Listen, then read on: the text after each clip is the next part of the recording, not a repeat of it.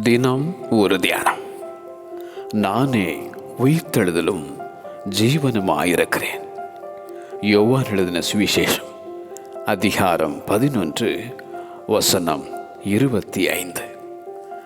I am the resurrection and the life.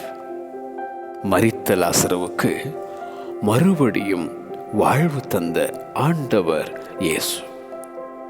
தலைவனின் தவறிப்போன மகளுக்கு ஜீவனை தந்த அந்த ஜீவனுள்ள தேவன். நாயின் ஊரிலே உயிரற்ற மகனை உயிரோடு எழுப்பின அந்த உன்னத தேவன். மனுஷகுமாரன் மனுஷர் கைகளில் ஒப்பு கொடுக்கப்படுவார். அவரை கொன்று போடுவார்கள்.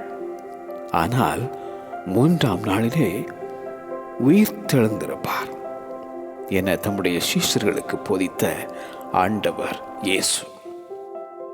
அடக்கம் பண்ணப்பட்ட ஆண்டவர் இயேசு வேத வாக்கியங்களின்படி சொன்னபடியே உயிர்த்தெழுந்தார். மரணமே உன் கூர் எங்கே? பாதாளமே உன் ஜெயம் எங்கே? மரித்தோரிலிருந்து உயிர்த்தெழுந்ததினாலே பலமாய் ரூபிக்கப்பட்ட தேவகுமாரன் இயேசு.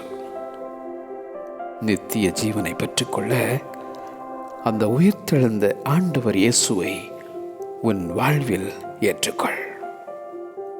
நீ உயிர் பெற தன் உயிரை தந்து உயிர்த்தெழுந்த அந்த உன்னதர் இயேசு. நானே உயிர்த்தெழுதலும் ஜீவனுமாயிருக்கிறேன். நானே உயிர்த்தெழுதலும் ஜீவனுமாயிருக்கிறேன். ஆமென்.